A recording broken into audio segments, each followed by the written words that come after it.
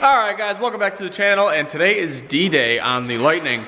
We are working on some last minute touches. We are being plagued with leaks on this build, and there's just so much custom stuff. Like right now, the power steering lines that we had to get modified and made at the local hydraulic store, those are leaking, so we're trying to fix that. We have cranked it. A couple things that we have noticed right off the bat. One, the Holly dash is on an ignition hot, not a crank hot, so we're gonna have to change that. We're gonna just use the same power supply we're using for the computer, because we don't really want the dash to turn off while cranking, because then it has to reboot and restart every time, and you can't monitor any of the data while it's cranking. So we're gonna change that sometime today. There's also a few other odds and ends that we have to do with the Holly dash, so we will actually be able to bring you guys some updates on it. Like, it has the option to have turn signal indicators on it. We have to set up the GPS speed. We have noticed already that the trans controller does not like that we have no speed sensor in the differential anymore. So once we get it going and we get some rotations of the tires, we'll make sure that it doesn't have an output shaft speed sensor that we're hoping it might have, but odds are good we're gonna end up having put in a motion drive shaft speed sensor on it, which is why I put a 9-inch yoke on the 8.8, because I kind of figured that might have to happen anyway. So that's gonna be on the list. So there's gonna be a lot of wiring updating to make sure that everything works perfectly, but we do wanna get it fired off. We wanna make sure that it runs and sounds good and everything's good on that front. And then we'll work on all the fine tuning aspects of the wiring. So far we have cranked it. It made oil pressure. And we obviously saw that the power steering line's leaking. Dan's under there fixing that now. And then the thermostat housing has got a small leak at it too. And it's probably because it's a used thermostat housing. It is a Ford one, but it's leaking. So it's just a small drip. We're probably gonna start it and then circle back to that. But I want to get the camera stand so you guys can see us fire it off without us having to worry about holding it, and I can't find it. Oh, there she is.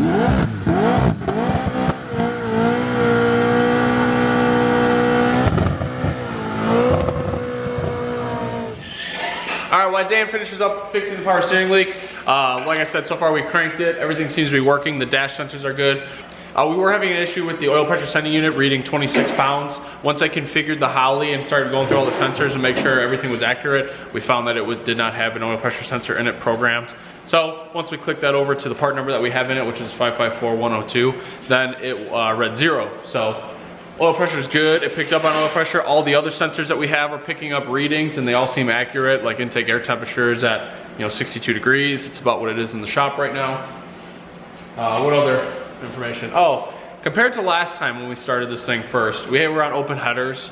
It was getting mixed signals through the air-fuel ratio and trying to really fatten it up because it was getting fresh air charge. So now it does have full exhaust on it right off the bat, and hopefully it'll fire right up. The only thing that we're really gonna have to play with is obviously the fuel table, the self-learn for idle, and then the timing table. As of right now, I have like just completely 20 from low to high, and we'll kind of dial that in as we know where it idles in the map, because now we switch from a 1-bar map sensor to a 3-bar map sensor for boost. So that's pretty much going to throw the old timing table completely out of the water, unless I wanted to sit there and kind of scale it and do all that.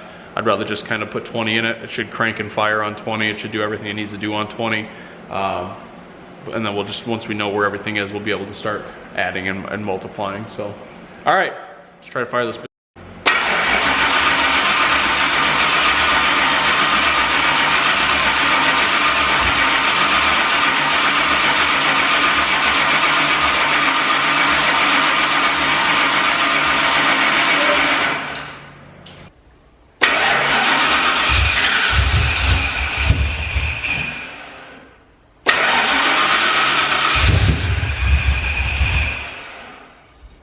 Ready?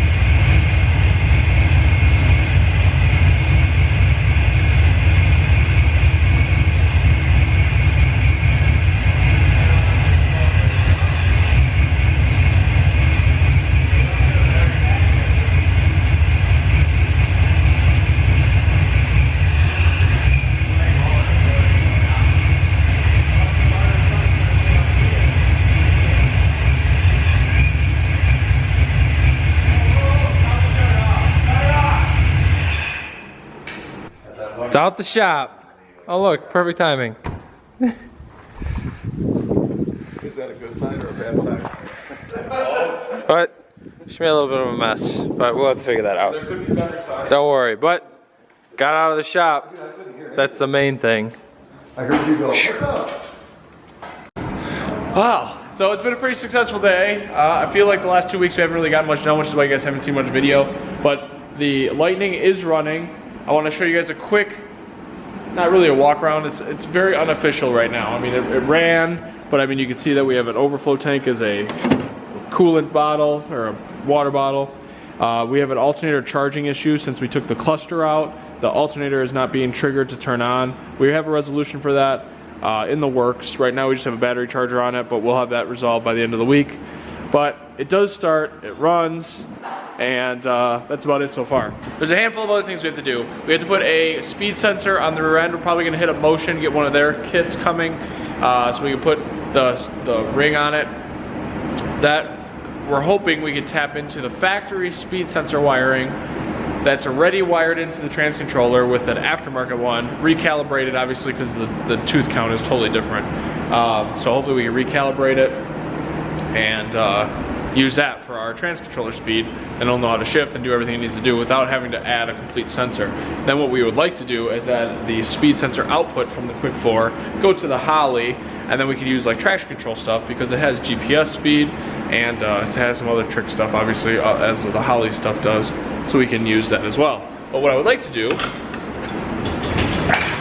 I haven't started it cold since I've been working on the tuning a little bit. I'm definitely not a tuner by any means. Looks good though. The other thing we have to do is we have to wire, I said it earlier in the video, we have to wire the Holly dash to a to an ignition source that is hot while cranking. What we're really gonna do is just tap into the same ignition source that we're using for the Holly computer, because the Holly computer can also not turn off while cranking. And then that should allow us to keep the dash on the entire time that it's cranking.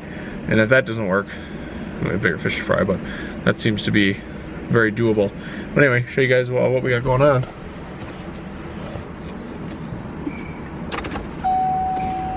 Fuel pump's priming just as it should.